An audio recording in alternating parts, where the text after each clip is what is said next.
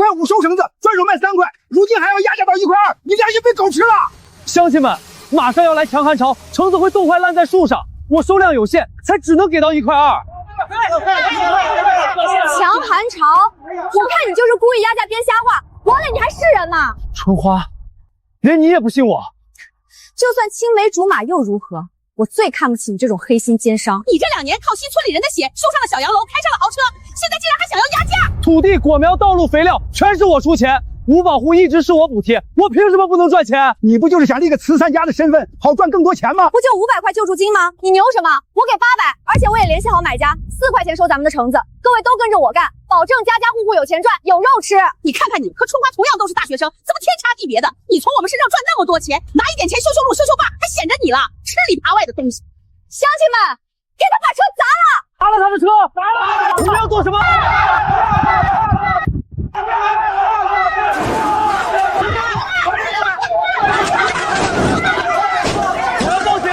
我要报警！报警？你坑我们王家村，赚我们黑心钱，你还有理了？给他把房子也砸了！来！我看谁还敢上前一步！好啊，赚了我们黑心钱，现在还想要动手是吧？打死这个畜生！他就一个人！王家村这群蠢货，这整个县城就只有王磊一个人收橙子。你们彻底得罪了他，到时候就只能来求我，到时候我直接压价到1块，你们也只能认。果然是赚了黑心钱，家里竟然这么多好东西。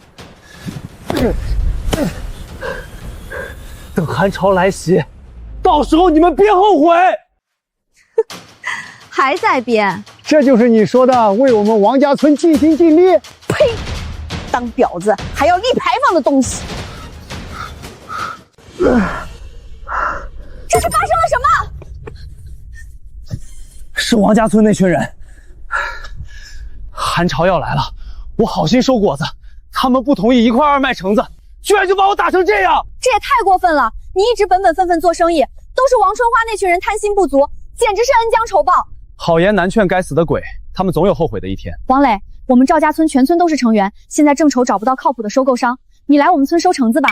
你们村的人，你放心，我们赵家村的乡亲都明事理，而且你有经验有渠道，我们有货源，咱们合作是双赢。好，我们合作，争取赶在寒潮前收完，保证大家的收成。乡亲们，咱们以后就和王老板合作了，价格绝对公道实在。王老板，你的事儿我们都听说了，我们相信你的人品。你们不担心我压价骗你们？赵晴从小在村里长大，他认可的人我们也认可。你说啥时候开工，我们立马就干。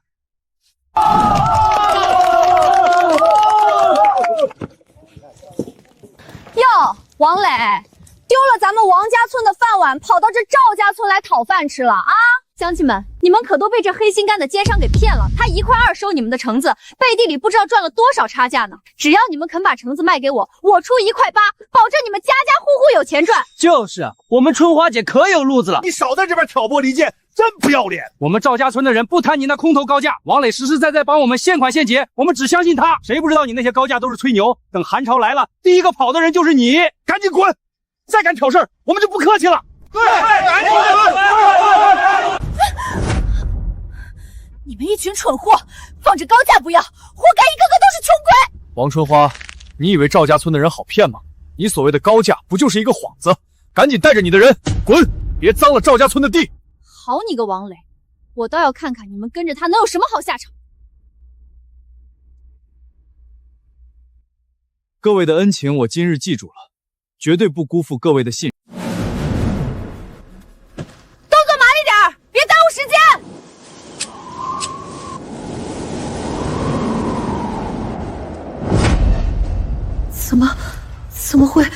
怎么会真的有寒潮？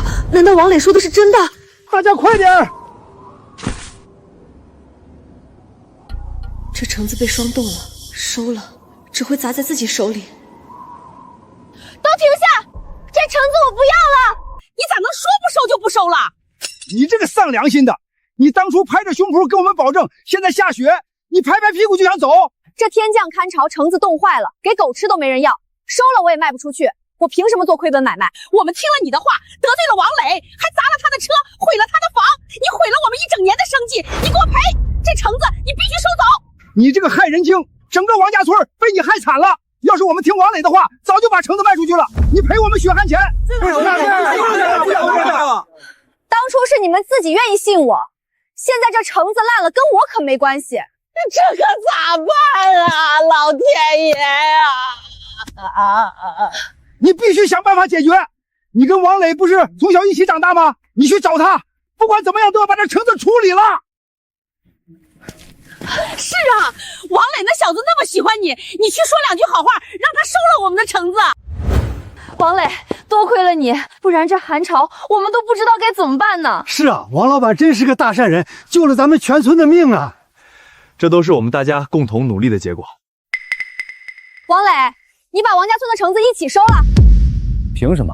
你们当初砸我的车，砸我的房，怎么没想过这天呢？那又怎样？我不管，你必须把这橙子收走。这件事是我们不对，但咱们都乡里乡亲的，你总不能见死不救吧？你眼睁睁看着自家人活不下去吗？你心里过得去吗？我心里当然过得去。你们现在的结果是你们当初蠢，自己选的王春花，跟我没有半点关系，你们全都是活该。你敢拒绝我？别忘了，你以前对我唯命是从，现在这点小事都不帮，你信不信我以后再也不理你了？别拿往日的情分道德绑架我，我不会再吃这一套。放着好人的提醒不听，赔了收成都是你们自找的，还好意思来这边道德绑架，真不嫌丢人。好你个王磊，算你狠！想让我帮忙，门都没有，赶紧滚，别在这边碍眼。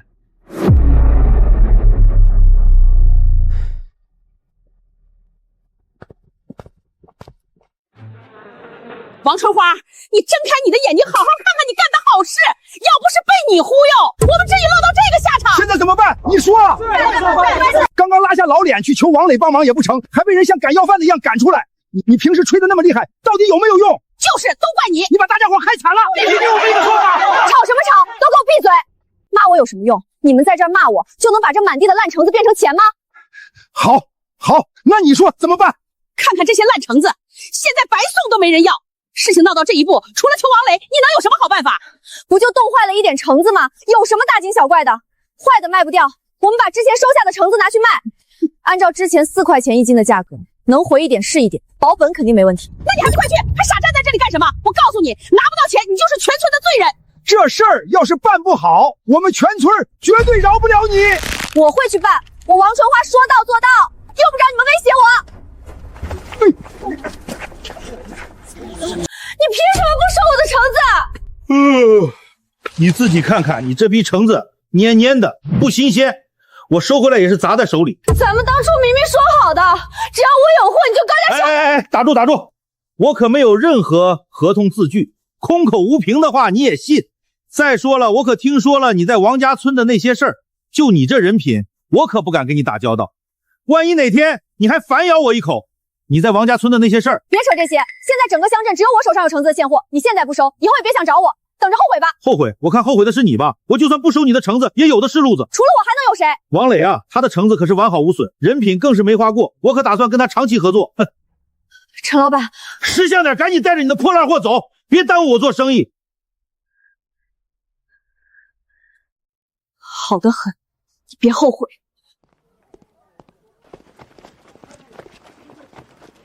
钱呢？收购商不要我们的货，我有什么办法？我就知道你不靠谱，货砸手里，钱也没着落，你这个骗子！都给我滚开！我会想办法，再吵，别怪我不客气。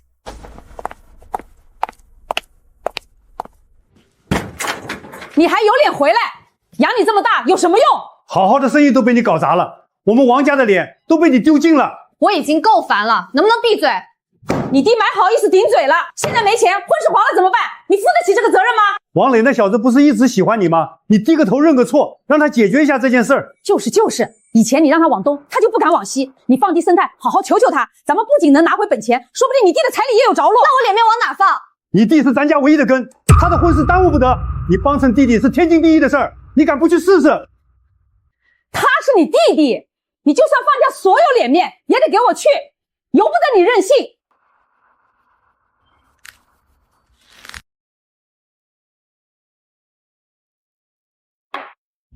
王磊，你想办法把我手上的橙子收了，以前那些事儿我就不计较了。我说了，这不关我的事儿，你们自己解决。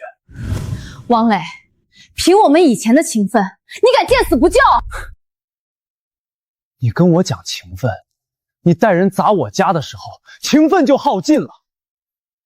我知道你只是一时生气，只要你帮我解决了这批橙子，之前他们从你家里抢走的东西，我都帮你要回来，并且我可以给你一次重新追求我的机会。你之前不是一直想和我在一起吗？你算哪根葱？你以为我还像以前一样围着你转吗？我对你这种满身算计、自私自利的垃圾没兴趣。你不过是赌气嘴硬罢了。你之前可是天天追着我屁股跑的，我不信你会不帮我。我王磊如今有事业，想要什么样的姑娘没有？你也不撒泡尿照照，你配吗？你所认为的恩赐对我来说都是垃圾。你别太过分！我放下身段来找你，你竟然敢这么羞辱我！是你厚颜无耻过来找骂，立刻滚！别脏了我家，否则我就找人把你拖出去，让你在全村面前丢脸。算你狠，我不会放过你的。王磊，你个忘恩负义的白眼狼，给我等着！怎么办？本以为低头就能和好，没想到他这般绝情，后路断了，村里的烂摊子该如何收场？春花，怎么样了？王伟到底答应收果没有？对呀，地里全烂成泥了，再不卖，大家都要喝西北风啊！王磊那人死要面子，还在跟我赌气呢。再给我几天时间，这事儿我保准能解决。都几天了，一点信儿都没有。就是再等下去，我们的果子都要烂在地里了。还几天？你当大家是傻子吗？等几天，果子全烂光了。就是，要不是你挑头带我们去砸王磊的家，他能这么狠心不管我们死活吗？咱们最后一条退路全被你砸断了。别整那些虚的，既然你说能解决，把这个签了。让我承担全村损失，我不签。凭什么不签？当初是你拍着胸脯做的保证，如今出事想赖账，根本没门。今天不签，别想走。签字，今天不签，别想走。好，我签。你们这帮落井下石的白眼狼，我落到这般田地，全是你们害的。把我逼上绝路，你们谁也别想独善其身。陈老板，你不是不收吗？那我就让你也别想好过。陈老板，果子我都给你挑好了，按说好的4块1斤，赶紧过秤打钱。 4块钱，你做梦没醒吧？表面看着还行，里面早就受冻发软了。这种烂果子收回来就是赔钱货，白给我都不要。你什么意思？当初可是你亲口答应高价收的，现在想反悔？我告诉你，我这儿可有录音，你要是不收，我就去告你诈骗。录音？那你去告啊！从头到尾我签过合同，交过定金吗？顶多就是随口问价。你想告都没地方告。完了，我从一开始就被他当成了枪。 还大学生呢，连合同都不懂，也敢带全村做生意？哼！不能闹大，一旦闹大，全村就知道高价是空话，我就彻底完了。等等，我倒是有一个办法，可以帮你的果子卖出去。现在赵家村的橙子口碑正好，王磊的货又卖得快，只要你把还能看的果挑出来，换上赵家村的包装，冒充王磊直奉货，就能卖出好价钱。可是，随便你，想想你签的保证书。 再想想王磊羞辱你的样子，你甘心认输？好，我干！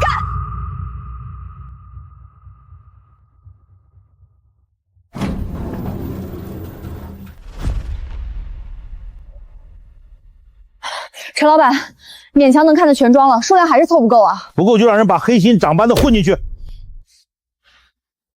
这不行吧？切开全坏了，会出事儿的。怕什么？ 消费者事后才发现，脏水全都泼给王磊，跟我们没关系。动作快点！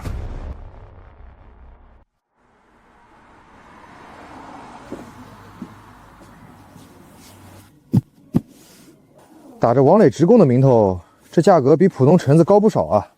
给我拿一箱。大家都来看看，买了一箱赵家村精品橙，外面看着光鲜，里面全是不堪入目的黑斑烂果。王磊真黑心，靠营销割韭菜，拿烂果坑人。喂，李总，您听我解释。喂，磊哥，谈好的合作商全都要求暂停合作了。完了，好不容易靠磊子卖出橙子，品牌刚起步，全被毁了。赵晴，立马通知下去，封存所有出货记录。建国叔，调出仓库、冷库与全部装车记录。好，我马上办。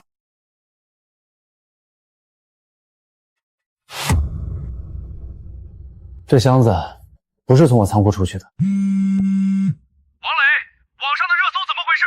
消费者全在退单，损失你必须全额赔偿。不行，电话里说不清，我得亲自去县城跟他们当面解释。赵晴，先稳住，越是这种时候，咱们自己越不能乱。这热搜闹得太凶了，咱们赵家村的牌子要是砸了，以后果子烂在树上都没人要。是啊，要不咱们还是先断了跟王磊的合作吧，别把整个村子的口碑都赔进去。都给我闭上那张破嘴！当初韩朝的时候，全县都没人信王磊，是咱们赵家村选择相信他。现在王磊遇上麻烦，你们转头就想怀疑他。要是这么干，咱们跟王家村那群白眼狼有什么区别？这是咱们赵家村所有橙子的记录，采摘、分拣、冷库、出货，全部登记在册。咱们赵家村的果，敢查、敢验、敢对质。对，咱们身正不怕影子斜，我这就去找当天装车视频，我去拿果筐编号登记单，我立刻联系老客户，出面为咱们作证。第一次真正有了自己人的感觉。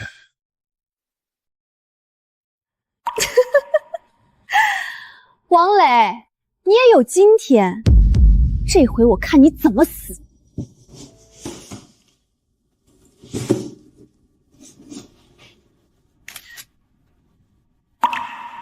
陈老板，王春花，这次你们跑不掉。走快点儿！今天这事儿要是你惹出来的，咱们王家村的损失全算你头上。今天把大家请来，不为私了，只为当众验货，给大家一个交代。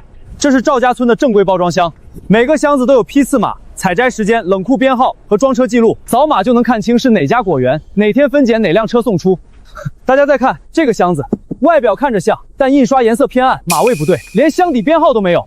王磊，你别在这危言耸听，我也就是从外面进了一批货，根本不知道真假，我也是受害者。不见棺材不掉泪是吧？你个黑心干的，不但没救活咱们村，还拿烂果子去毁人家王磊的招牌！我干什么了？我还不是为了帮村里回本，我卖出去咱们全村喝西北风啊！拿烂果冒充好果，坑消费者，毁赵家村招牌，这叫帮村里。刘总，王磊这小子太难缠，恐怕得您亲自下场。刘老板、陈老板，你们得救救我！那公开验货会一搞，王家村的人天天堵在我家门口骂，我真快撑不住了。王春花，你以为王磊只是在救赵家村？不然他图啥？他是在砸我们所有果商的饭碗。要是真让他把赵家村品牌和合作社做起来，以后果农就不会再被压价，到时候别说老陈，连我金果集团都会被逼退。我听不懂这些大道理，我就想知道刘老板你要怎么搞王磊。来，只要你继续配合我，搅乱王磊和赵家村，王家村剩下的那些烂果我全处理，村民要的赔偿我也。刘老板敞亮，你放心，只要能治王磊，我什么都干。那咱们合作愉快。合作愉快。乡亲们听好了，金果集团愿意提前预定你们明年的橙子，价格给到2块钱一斤。2块我的天，这价格比往年高太多了。但是有条件，所有农户必须跟我们独家收购合同，以后1斤果子都不准卖给王磊，谁卖给王磊就算违约。只要价格给够，谁敢在王磊身上过签？这帮果农只要给点甜头，就会自己把脖子套进绳子里。乡亲们，我们金果集团有大仓库、大渠道、大订单，只要签了这份独家合同，明年果子全收，保底2块钱一斤，绝对让大家发大财。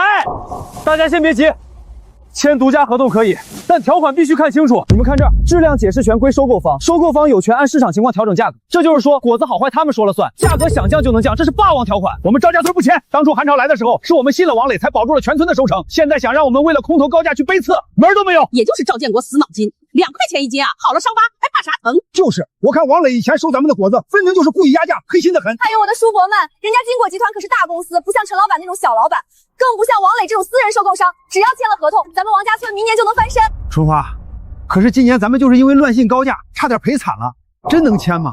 呸！今年那是天气意外，明年有金果集团给咱们兜底，绝不会出问题。对，就是。好，我签。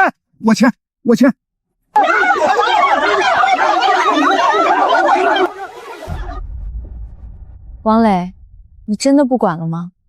签我的。人只能救一次，第二次还往坑里跳，那就让他们摔头。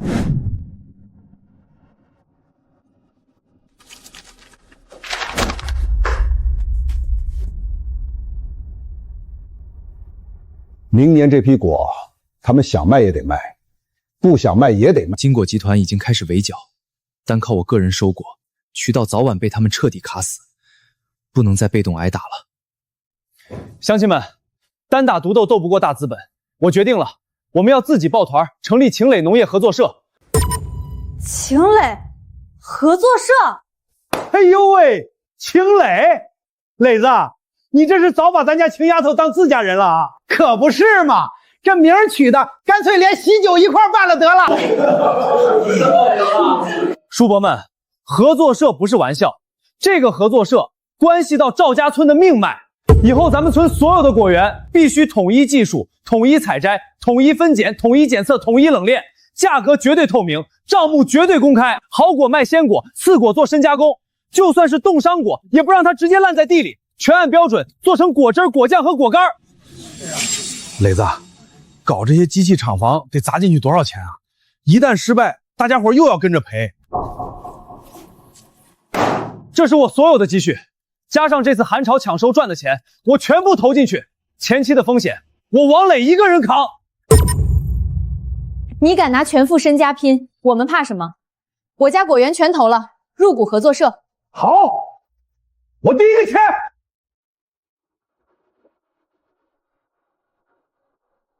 算我一个，还有我。这一次，他们不是卖果给我，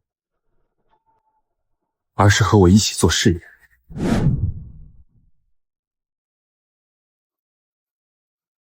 以后不是果商说了算，是品质和规矩说了算。王磊这小子居然真把合作社搞起来了。刘总，他收几个破果子能翻你什么浪？蠢货！他如果只是收果，那还好对付。可一旦他把赵家村做成合作社，把鲜果、冷链、深和品牌全打通，都会脱离我们的控制。你车队吗？给我放话给所有的冷链车队，谁敢接王磊的货，以后就别想接金果集团的一单生意。喂，张老板，你怎么临时毁约了？喂，全拒了，不是不接电话，就是推说没车。省城刚谈好的订单眼看就要延误了。哟，怎么货都发不出去啊？我早说了，王磊再厉害也斗不过金果集团这种大公司。你们赵家村跟着王磊，早晚也得倒霉。车联系好了，我找了以前合作过的外地小车队，马上就到。可是主路都被金果的人盯着，怎么走？改走绕山路。那条山路路况太差了，连夜走风险太大。王磊，别冒险了。不行，第一次省城订单如果失约，合作社就会死在起步这一天。乡亲们，跟我连夜装车。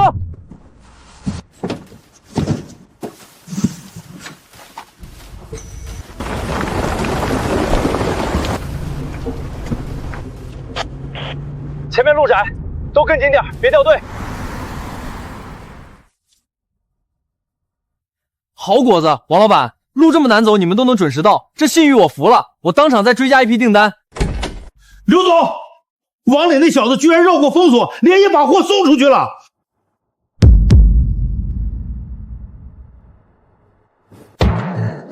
既然断路不够，那就断他的仓。这大冷库要是建起来，以后管他什么寒潮，咱们赵家村的果子再也不怕冻坏了。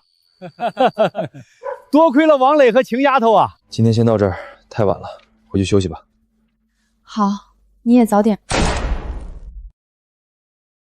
跳闸了，我拿手电去后头看看线路。干什么呢？抓贼啊！站住，别跑！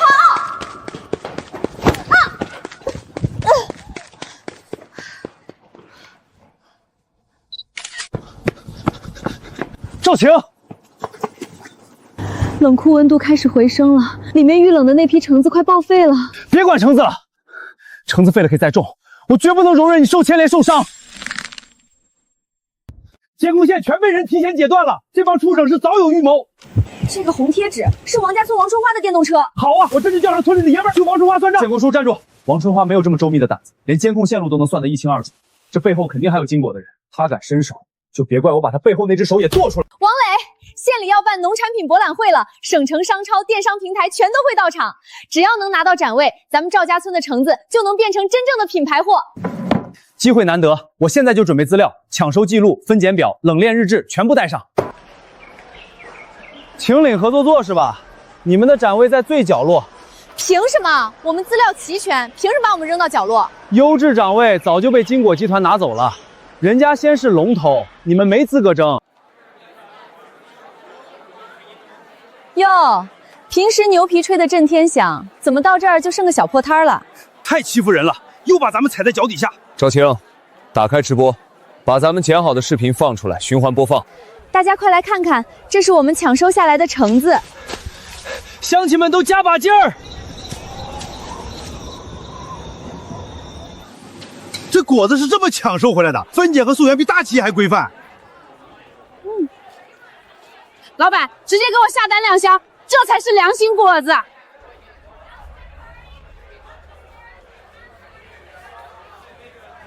比起金果集团的大展台，我更想看看你们这个小合作社的果。王总，这笔省城商超的大单子，我们可以给秦磊合作社。省城商超啊，咱们的橙子真要进大超市了。先别高兴得太早，商超订单要求极严，糖度、外观、农残、冷链、温度、破损率，每一项都必须绝对达标。只要有一项不合格，不但整批退货，还要按照合同赔偿。以前卖果就看大小甜不甜，哪见过这么多规矩？万一退货，咱们不得赔死？听见吗？就赵家村这种小合作社，根本玩不转商超标准。王磊，你要是真敢签，到时候绝对赔得连裤子都不剩。王磊，你少在这打肿脸充胖子，赵家村人跟着你，迟早被拖下水。王磊，这单子万一失败，合作社刚起步就会被打死的。订单我签了，乡亲们听好，前期风险由我王磊个人先扛，你们只要按标准做事，不用背额外损失。第一组拿仪器测糖度，第二组挑外观，第三组查破损，第四组把冷链温度记录好。他不是靠嘴硬，他是把每一步都提前算清楚了。装车完毕。终于可以发车了。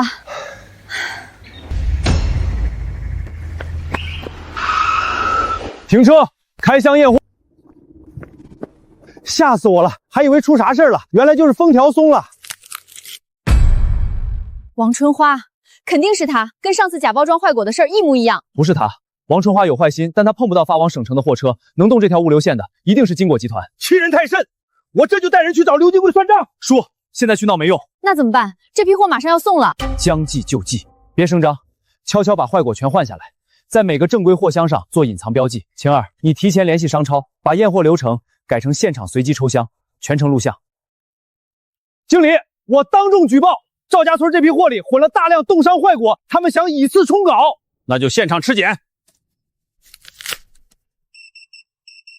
糖度、外观、冷链记录全部达标。这不可能，明明证据全在这儿，坏果不是赵家村的，而是有人想栽赃。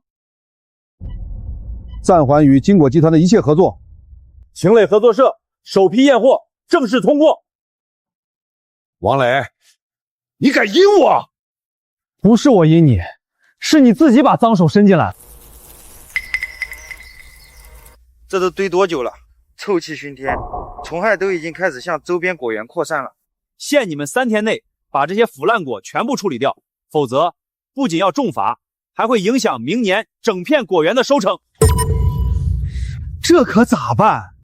咱们一没钱处理，二没渠道把这堆烂摊子拉走啊！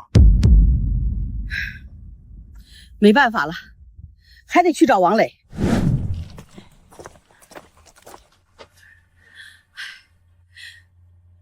磊子啊，大家都是一个地方的乡亲，你总不能看着王家村全村被这些烂果子活活拖死吧？想让我帮忙，可以，我只提3个条件。第一，赔偿我被砸车、打伤、抄家的全部损失，1分不能少。第二，王家村所有参与打砸抢的人必须公开道歉。第三，以后若想进入秦磊合作社，必须无条件服从统一管理。谁再敢搞单独高价背刺合同那一套，立刻滚蛋！你这是趁火打劫！没天理啦！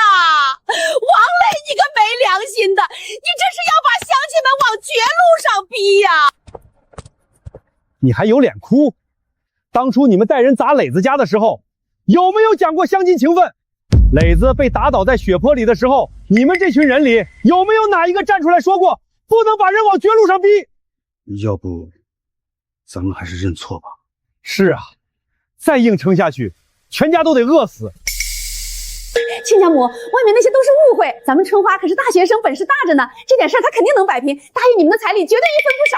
摆平？她坑了全村人，现在王家村烂果成灾，她名声早臭大街了。我们可不敢跟这种人结亲，怕以后彩礼拿去填坑，连房子都被你们拖没。燕子，别退婚行不行？我是真心对你的。恶心，这婚退了。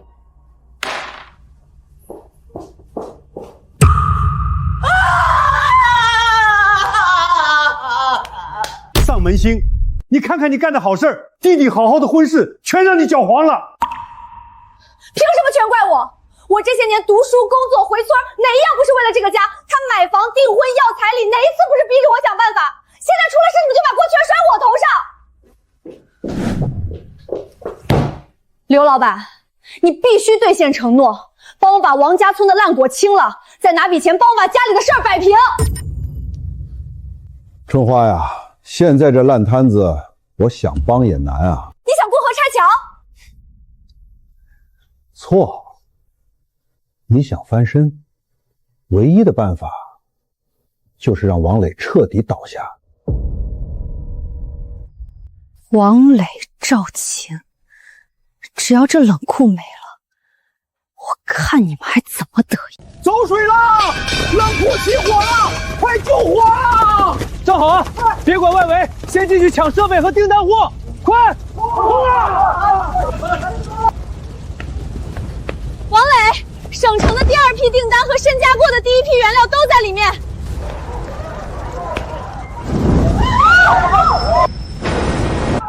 小强，躲开！王磊，你怎么样？我没事，先保冷库主机和订单货。合作社刚打开的市场绝不能在今天断了，给我搬！全完了，全烧没了，这可要了命了！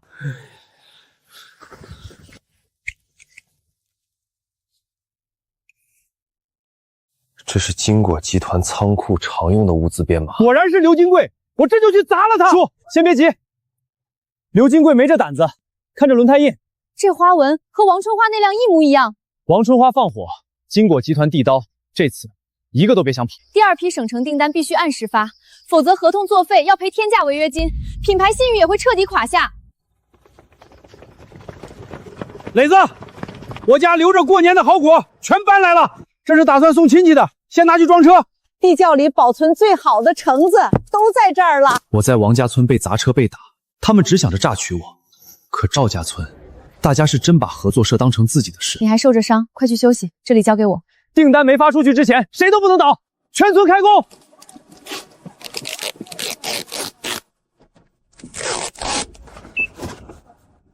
经理，请您务必宽限半天，中午前一定准时验货。绕开金果集团的封锁线，走小道，外地冷链车队立刻进村。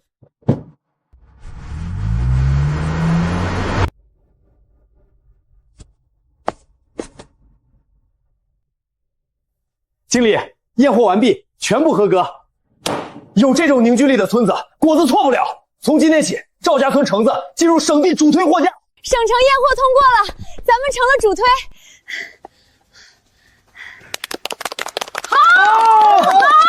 好！订单保住了，接下来该算账了。各位媒体，王磊的秦磊合作社靠着煽情卖惨、虚假宣传，恶意抢夺我们本地果商的生存空间。今天我请来了王家村的受害代表，就是那个王磊，当初1块2的低价，害得我们王家村往死里压。寒潮来了，他又见死不救，家亏得血本无归啊！这么说，王磊帮赵村只是在立人设。刘金克这是倒打一耙，我现在就发视频澄清。现在发没用，让他蹦跶，爬得越高，摔得越惨。带上东西，跟我走。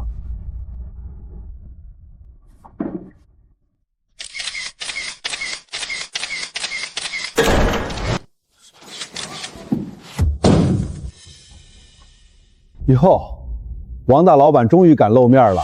刘金贵，戏演够了吗？第一，寒潮预警气象记录我1.2块收购时连预警都没发，我冒着绝收的风险提前抢收，怎么成了压价压榨？第二，这打造我家大照片和派出所报警回征，不是我抛弃王家村，是你们监理网一亲手砸断了合作。你胡说！第三，假包装监控视频 U 盘、坏果调包记录，还有冷库纵火现场找到的打火机，上面印着你金果仓库的专属编号。刘老板，打火机怎么解释？难道是你纵火？污蔑，这是伪造的证据，大家不要信他。不见棺材不掉泪。毁了王磊，整个乡镇的锅就都是我的。刘总，金果集团到底有没有参与假包装和坏果调包？冷库纵火案是不是你们指使的？王春花是不是你们操控舆论的棋子？一派胡言！假包装是陈老板私下搞的，坏果调包是临时工干的，冷库火灾跟金果集团半点关系都没有。还有他，王春花，他只是王家村自己的代表，他的所作所为跟我毫无瓜葛。还要把我一脚踢开，我从头到尾只是他推出来咬王磊的一条狗。刘总撇得真干净，仓库监控转账流水和假包装来源都在这儿，你还想瞒吗？我全说，都是刘金贵指使我换包装的，王春花也参与了装箱，我是被逼的。血口喷人，还不承认？这是金果集团内部仓库出入记录，证明坏果调包和冷库火灾用的物料全是从你们仓库出来的。这是赵家村冷库火灾当晚拍到的照片，结合着电动车轮胎痕迹，刚好和王春花的车一模一样。是他，是刘金库逼我的，他承诺会帮我处理烂果，帮我翻身，我是被他骗了。你给我闭嘴，疯女人！啊！怎么样？刘金慧，跟我们走一趟。王春花，你到底还骗了我们多少？偷偷拿刘金贵的代理费，不帮村里处理烂果就算了，连你弟订婚的最后一笔钱你也拿去填那个假装坏果的窟窿，你把全村害了，现在连自己家也害死。作孽呀！你弟的婚事黄了，咱这个家都被你彻底拖垮了，你让我们怎么活呀？我害的，我拖垮的。这么多年，我拼命读书，回村，削尖脑袋想出头，哪一步不是你们逼着我帮弟弟帮这个家？我掏心掏肺给你们吸血的时候，你们怎么不说？现在出了事，凭什么全推到我一个人身上？你少扯这些没用的，赶紧想办法把钱弄回来，你弟的媳妇儿不能丢。你们只在乎儿子和钱，那大家都别想好过。那是家里最后的钱。你想干嘛？只要王磊和赵晴不在，秦磊合作社就会乱。只要他们垮了，王家村和金果的事儿，我就还有翻盘的机会。你疯了，这可是要出人命的事儿。我不要他们死，我要他们永远爬不起来。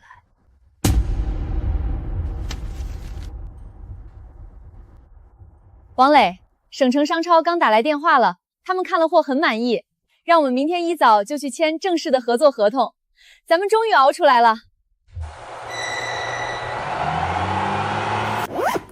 冷控刚烧，省城那群人肯定盯着咱们，我还是陪你去吧。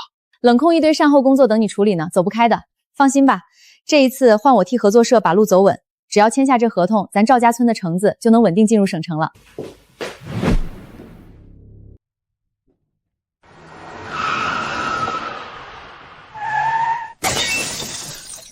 你们干什么？救命！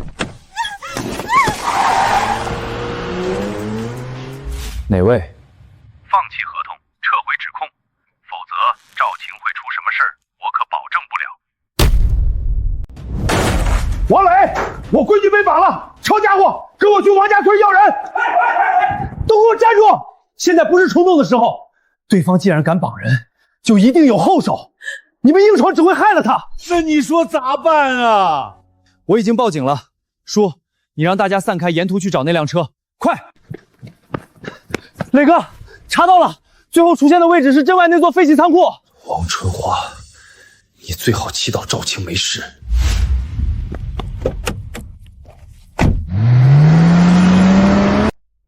是你抢走了王磊，他明明喜欢的人是我，忘恩负义的东西！你真的觉得王磊不帮你是因为我吗？明明我也是大学生，我也想带王家村赚钱，凭什么所有人都怪我？王磊不是没拉过王家村，是王家村砸他的车，砸他的家，抢他的东西，还把他的提醒当吸血。我不管！王磊一个人来东郊废弃仓库，不准报警，不准带人。你不是喜欢我吗？那你现在跪下求我，我就放了他。我以前喜欢的是那个想靠读书走出山村，想让家里过好日子的王春花，不是现在这个为了翻身毁人招牌、烧人冷库、绑架无辜的人。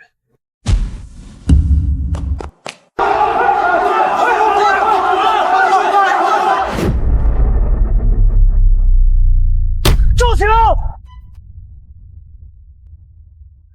他要是有事儿，你这辈子都别想翻身。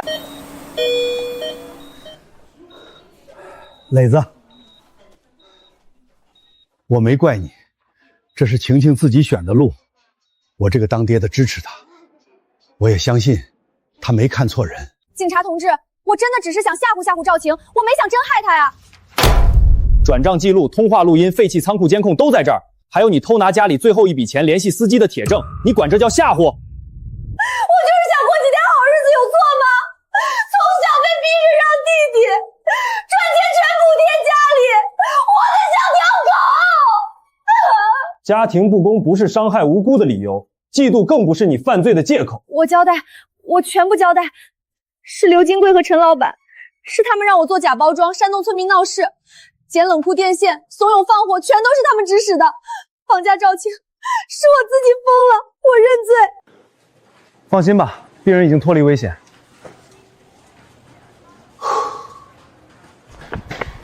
王磊，刚接到通知，王春花愿意做污点证人，指认金果集团所有犯罪证据。这是金果集团内部的相见控果计划，王家村只是他们第一批利用的棋子。能骗的用高价合同锁死，能压的用质量条款砍价，不听话的就断运输毁品牌搞舆论。刘金固早就把各村分好类了，从一开始就在算计所有人。如果不把金果集团彻底打掉，赵家村之后还会遇到无穷无尽的麻烦。报告查出大量假包装、坏果调抛记录、伪造检验单，还有一批专门用来压价果农的空白合同。这都是王春花干的，跟我没关系，我是被冤枉的。这是你的转账流水和仓库监控，还想抵赖？是刘金贵，都是刘金贵指使我干的，误会，都是误会。我是正经企业家，这是正常的商业竞争，你们无权抓我，放开我。正常商业竞争，冷库火灾的证据，坏果调包的视频，你管这叫正常竞争？畜生！金果集团从一开始就在拿我们当棋子，咱们是被猪油蒙了心呐，不仅害了自己，还差点害了别人，以后哪还有脸去怪别人？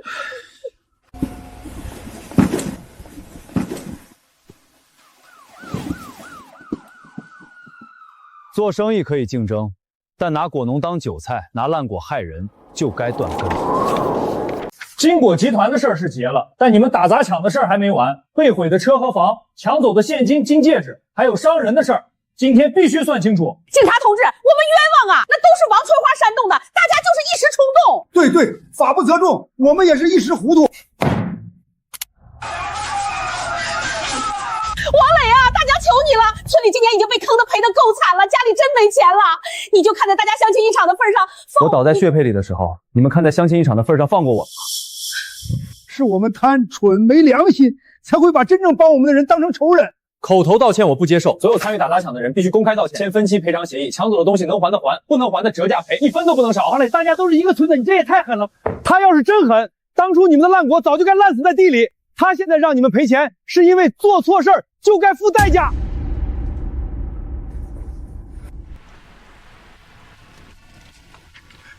王磊，对不起。王磊，对不起。我们错了，对不起。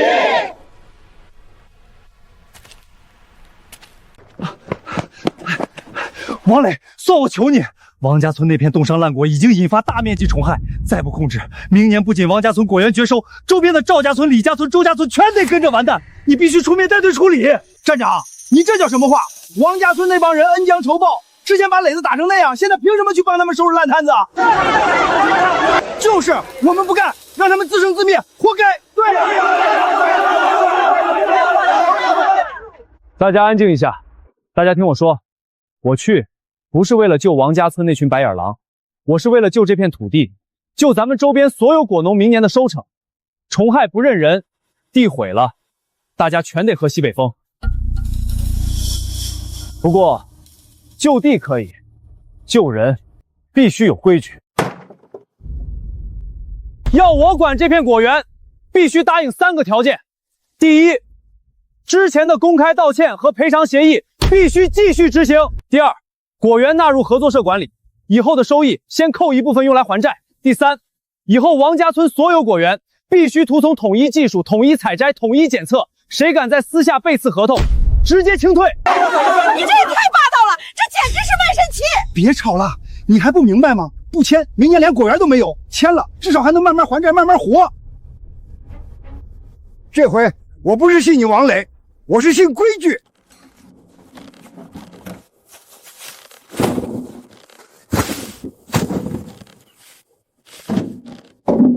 账慢慢算，地先救回来。干什么？屁股也往里混，想砸我们合作社招牌啊？不小心掉进去的，喊什么喊？李老板，好果我留着呢，不走合作社，待会儿给你送去。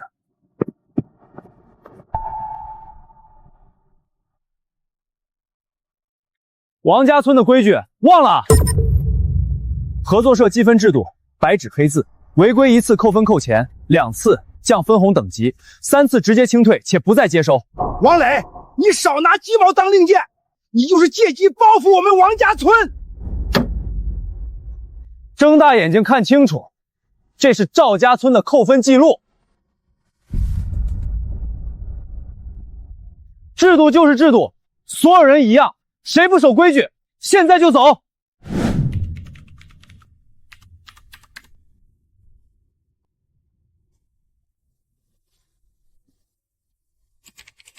一直盯着我干嘛？我是不是越来越像老板娘了？磊子，老板娘都发话了，你倒是接茬啊！老板娘，看看这个。各位网友，这是我们秦磊合作社的第一款深加工产品韩潮橙汁。前不久那场寒潮，农业不能再靠赌天吃饭。晴姐，韩潮橙汁销量暴涨，省城商超刚打来电话追加订单。这数字，我这辈子没一次拿过这么多钱。我现在才彻底明白，当初王磊一块收果子根本不是吸咱们的血，虽然不多，大头拿去还债赔偿了，但好歹生活有往前走的希望了。那是韩潮砸下来钱给咱们留的最后一条活路啊！秦磊合作社的韩潮橙汁正式上线，仅仅3天时间，销量就突破了10万单。如果当初我信他1次，放我出去！快放我出去！放我出去！去吧，把这段旧账做个了结。不是为了原谅王春花，而是为了让你自己从过去那段烂情分里彻底走出来。走吧。没想到你们会来。放心，我今天不拿青梅竹马说实话了。王磊，我承认，从一开始我就嫉妒你。嫉妒你明明和我一样从王家村出来，却能靠踏实做事、修楼买车、带人赚钱。嫉妒你不再围着我转，更嫉妒赵晴得到了我曾经轻视的那份真心。对不起，王磊。对不起，赵晴。道歉我听到了，原谅不可能。你真正该道歉的不只是我和赵晴，还有被你坑过的王家村，被假货骗过的消费者，以及被你拿来当垫脚石的所有人。磊子，大姨大娘带头认错，当初是我们贪心，打了砸了，抢了你的东西。咱们可是同村的乡民情分呐！从今天开始，过去的账按协议，以后的事儿按合同办。这回真的翻篇了？翻篇了，但规矩不能翻。你放心，我不会再让你受委屈了。农业最怕天灾，但比天灾更可怕的是人心不齐、贪便宜、没规矩。秦磊合作社能走到今天，果汁果干全线投产，不是靠谁心软，而是靠每一份合同、每一条标准、每一次守信。当初小磊低价收果，那是韩超前唯一能救咱们的机会呀！可咱们把机会砸了，把情分砸了，也把自己1整年的收成砸了。王总，以后咱们合作社收果，是不是谁都能加入啊？愿意守标准、守合同、守诚信的人都可以来，但不讲规矩、闹事逼收、出了事就甩锅的人，多少钱我都不收。当初说我低价收果是黑心奸商，后来我不收了，你们又哭着求我。可生意不是靠哭做的，日子也不是靠闹过的。愿意守规矩，我带你们活；不守规矩的人，哭也没用。